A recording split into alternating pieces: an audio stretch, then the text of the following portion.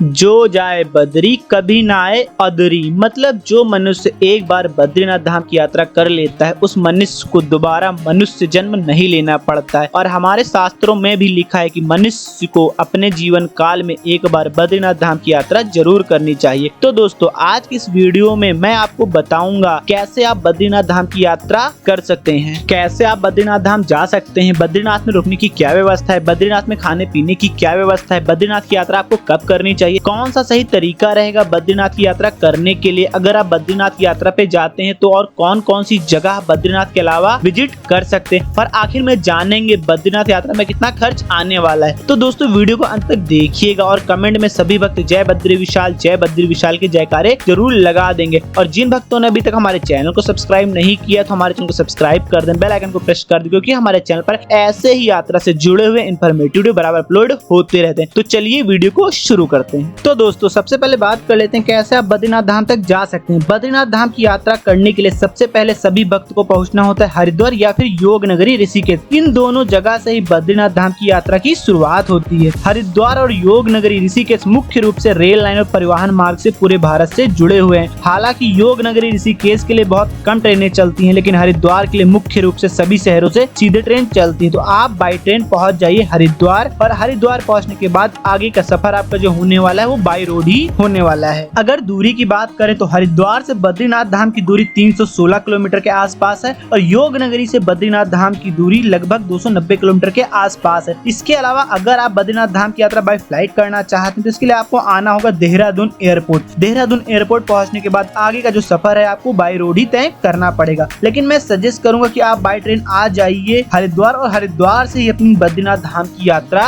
की शुरुआत करिए। तो दोस्तों अभी हम हरिद्वार पहुंच चुके हैं। बात करते हैं आपको हरिद्वार से आगे बद्रीनाथ धाम तक कैसे जाना है। हरिद्वार पहुंचने के बाद आप सिर्फ दो तरीके से ही बद्रीनाथ धाम तक जा सकते हैं। सबसे पहला और सस्ता तरीका है बाई बस। हरिद्वार से बहुत सारी बसें सीधे बद्रीनाथ धाम के लिए चलती हैं। अब बात कर लेते हैं आपको बस की टिकट कैसे लेनी है और कितना खर्च आने वाला है आपको बस की टिकट पर। तो जब आप हरिद्वार रेलवे स्टेशन पहुंचते हैं तो हरिद्वार रेलवे स्टेशन के बाहर बहुत सारी ट्रेवल एजेंसियां बनी हुई जहां से आप अपनी हरिद्वार से बद्रीनाथ धाम की बस की टिकट ले सकते हैं। इसके अलावा आप सीधे हरिद्वार बस स्टॉप पर जाकर भी बस की टिकट ले सकते हैं। अब बात करते हैं बस की टिकट कितने की मिलेगी। तो हरिद्वार से जो बद्रीनाथ धाम का किराया है वो लगभग 800 रुपए से लेकर 1000 रुपए के आसपास होने वाला है अगर आप 2023 में बद्रीनाथ धाम की यात्रा पे जाते हैं तो। इसके अलावा अगर आप अपनी बस की टिकट एडवांस में बुकिंग करना चाहते हैं तो आप किसी भी थर्ड पार्टी ऐप से अपनी ऑनलाइन बस की टिकट एडवांस में बुक कर सकते हैं। लेकिन अगर आप अपनी बस की टिकट एडवांस में बुक करते हैं तो उसके लिए आपको 200 रुपए से लेकर 300 रुपए ज्यादा देने पड़ेंगे। तो ये आपका नुकसान होगा और बेनिफिट ये होगा कि आपको मनचाही सीट मिल जाती है अगर आप पहले से अपनी बस की टिकट एडवांस में बुकिंग कर लेते हैं तो। इसके अलावा दोस्तों अगर आप बाय फ्लाइट देहरादून आ रहे हैं तो देहरादून पहुंचने के बाद भी देहरादून से सुबह 3 बजे से लेकर 4 बजे तक सीधे बद्रीनाथ धाम के लिए बसें चलती हैं। देहरादून में परेड ग्राउंड से आपको बस की सुविधा उपलब्ध हो जाती है बद्रीनाथ धाम के लिए। अगर दूरी की बात करें तो देहरादून से बद्रीनाथ धाम की दूरी 330 किलोमीटर के आसपास की पड़ती है और जो टोटल आपका सफर होने वाला है वो 12 से 14 घंटे का होने वाला है अगर आप बाई बस देहरादून से बद्रीनाथ धाम तक जाते हैं तो। अब बात कर लेते हैं दूसरे ऑप्शन में आप हरिद्वार या ऋषिकेश पहुंचने के बाद प्राइवेट टैक्सी भी हायर कर सकते हैं। अगर टैक्सी के चार्जेस की बात करें हरिद्वार या फिर ऋषिकेश से आप बुकिंग करते हैं सिर्फ बद्रीनाथ धाम के लिए तो इसके लिए आपको 12,000 रुपए देने पड़ सकते हैं। इसमें आपको टैक्सी वाले बद्रीनाथ धाम लेके जाएंगे, वहां पे एक नाइट का स्टे कराएंगे और वापस दूसरे दिन आपको बद्रीनाथ से हरिद्वार ड्रॉप करेंगे। तो अगर आप 4 से 5 लोग हैं तो फिर आपको प्राइवेट टैक्सी करके अपनी बद्रीनाथ धाम की यात्रा कर लेनी चाहिए। तो दोस्तों यह तो बात हो गई आप बद्रीनाथ धाम कैसे जा सकते हैं। अब बात करते हैं बद्रीनाथ धाम पहुंचने के बाद वहां पर रुकने की क्या व्यवस्था मिलने वाली है। तो बद्रीनाथ धाम जब आप पहुंचते हैं तो बस स्टॉप पे आपको बस उतार देती है और वहीं पे आप देखेंगे बहुत सारे आश्रम, गेस्ट हाउस, होटल बने हुए। अगर आप आश्रम में नाइट स्टे करना चाहते हैं तो आश्रम में आपको 500 रुपए प्रति व्यक्ति के हिसाब से रूम की सुविधा उपलब्ध हो जाएगी। मतलब अगर आप 4 लोग हैं तो आपको 2000 रुपए देना पड़ेगा, अगर आप 1 लोग हैं तो आपको 500 रुपए देना पड़ेगा। आपके हिसाब से आपको वहाँ पे रूम की सुविधा उपलब्ध हो जाती है अगर आप आश्रम में रुकते हैं तो। इसके अलावा अगर आप होटल में रुकना चाहते हैं तो बद्रीनाथ धाम में बहुत अच्छे होटल भी बने हुए हैं जिनका किराया 4000 रुपए से लेकर 5000 रुपए तक होने वाला है, तो आप इन होटल में भी नाइट स्टे कर सकते हैं। इसके अलावा अगर आप सस्ते होटल में रुकना चाहते हैं तो हमें बहुत सारे गेस्ट हाउस देखने को मिल जाएंगे जहां पे आपको 1000 रुपए से लेकर 2000 में रूम की सुविधा उपलब्ध हो जाती है। इसके अलावा अगर आप बद्रीनाथ धाम की यात्रा जा रहे हैं और उस समय बद्रीनाथ धाम में भीड़ बिल्कुल कम है तो ये जो रूम के चार्जेस हैं बहुत कम भी हो जाते हैं। इसके अलावा दोस्तों यही बद्रीनाथ धाम में GMVN का यात्री निवास बना हुआ जहाँ पे आपको मात्र 300 रुपए में डोरमेट्री की सुविधा उपलब्ध हो जाती है और आप इसकी बुकिंग पहले से ही ऑनलाइन करा सकते हैं। और इसके अलावा यहाँ पे GMVN का एक होटल भी बना हुआ जिसका नाम है होटल देवलूप। यहाँ पे आपको सेमी डिलक्स और डिलक्स रूम की सुविधा उपलब्ध हो जाती है, जिसका किराया 3800 रुपए से लेकर 4800 रुपए के आसपास होता है और इसकी बुकिंग आप ऑनलाइन तरीके से करा सकते हैं। इसके लिए आपको GMVN की ऑफिशियल वेबसाइट gmvnonline.com पे जाना होगा और इस वेबसाइट पे जाके आप पहले से अपनी रूम की बुकिंग कर सकते हैं। अब यहाँ पे एक सवाल आ रहा होगा आपके मन में कि बद्रीनाथ धाम के लिए पीक सीजन कौन सा होता है और ऑफ सीजन कौन सा होता है। तो दोस्तों वीडियो में आगे बढ़ने से पहले इसके बारे में बात कर लेते हैं। तो दोस्तों जैसा कि आप सभी भक्तों को पता है, बद्रीनाथ धाम के कपाट मात्र 6 महीने के लिए खुलते हैं और 6 महीने के लिए बंद रहते हैं, क्योंकि बद्रीनाथ धाम का जो मंदिर बना हुआ बिल्कुल पहाड़ों के बीच में बना हुआ और सर्दियों में यहाँ माइनस टेम्परेचर हो जाता है, इसीलिए सर्दियों में बद्रीनाथ धाम के कपाट बंद हो जाते हैं। बद्रीनाथ धाम के कपाट अप्रैल से मई महीने के बीच में अक्षय तृतीया पर खुलते हैं। उधर अक्टूबर से नवंबर के महीने में कार्तिक पूर्णिमा पर बंद कर दिए जाते हैं। तो इन्हें 6 महीने आप बद्रीनाथ धाम की यात्रा कर सकते हैं। बद्रीनाथ धाम की यात्रा करने के लिए सबसे अच्छा समय होता है सितंबर अक्टूबर का, क्योंकि यह समय ऐसा होता है कि यहाँ पे तो हल्की हल्की ठंड होने लगती है और इस समय यहाँ पे यात्री बहुत कम पहुंचते हैं। तो बहुत कम बजट में आप सितंबर अक्टूबर में बद्रीनाथ धाम की यात्रा कर सकते हैं, क्योंकि जब मई जून में बद्रीनाथ धाम की यात्रा शुरू होती है तो बहुत से भक्त इकट्ठे बद्रीनाथ धाम पहुंच जाते हैं। जिस समय जो यहाँ पे होटल वगैरह होते हैं, इनके रूम बहुत ज्यादा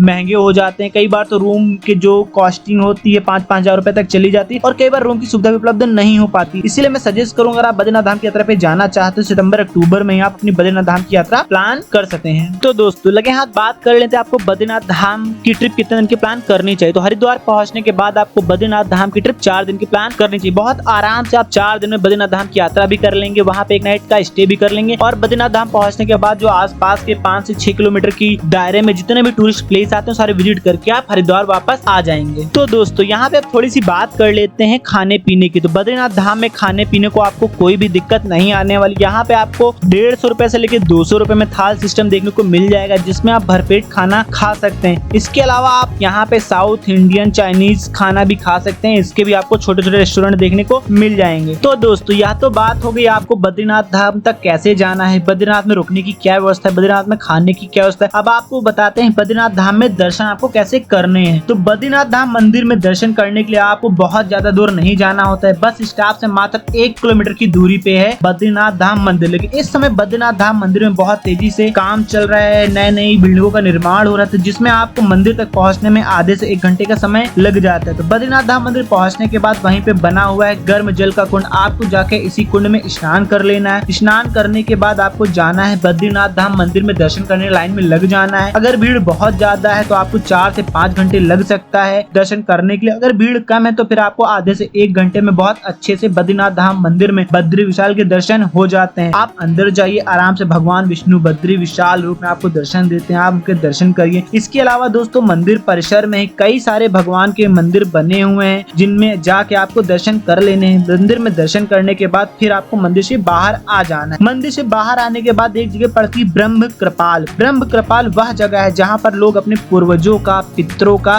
पिंडदान करते हैं। अगर आप भी बद्रीनाथ धाम में पिंडदान करना चाहते हैं तो वहीं पे ब्रह्म कृपाल पे जाके अपने पुरखों का पिंडदान कर सकते हैं। बद्रीनाथ धाम में ब्रह्म कृपाल पे जाके पिंडदान करने का अपना अलग महत्व। कहते हैं यहाँ पे पिंडदान करने से मनुष्य को मोक्ष की प्राप्ति होती और हजारों भक्त जाके बद्रीनाथ धाम में पिंडदान करते हैं। तो दोस्तों यह तो बात हो गई बद्रीनाथ धाम में आपको दर्शन कैसे करने। बात करते हैं कि बद्रीनाथ धाम में दर्शन करने के बाद आपको कहाँ जाना है। तो बद्रीनाथ धाम से 1 किलोमीटर की दूरी पर पड़ता है भारत का आखिरी सीमांतर गांव माड़ा गांव, जिसे कि अब भारत का पहला गांव भी घोषित कर दिया गया है। तो आपको बद्रीनाथ धाम में दर्शन करने के बाद पहुंच जाना है भारत का पहला गांव माड़ा। माड़ा गांव पहुंचने के बाद यहाँ पे आपको 3 से 4 धार्मिक स्थानों पे जाके विजिट कर लेना है। सबसे पहले आपको जाना है ब्यास गुफा। ब्यास गुफा के पास में एक गणेश गुफा। इसके अलावा यहीं पर है भीम पुल। भीम पुल वही पुल है जहाँ से 5 पांडु स्वर्ग के लिए गए थे और कहते हैं यहीं पे सरस्वती माता विलुप्त हो गई, तो यहीं पे आपको सरस्वती नदी भी देखने को मिलेगी। इसके बाद कहीं भी पूरी पृथ्वी पे आपको सरस्वती नदी देखने को नहीं मिलती है। इसके अलावा यहाँ पे आपको 3-4 दुकानें भी मिल जाएंगी जहाँ पे भारत की पहले गांव की चाय पीने को मिल जाएगी।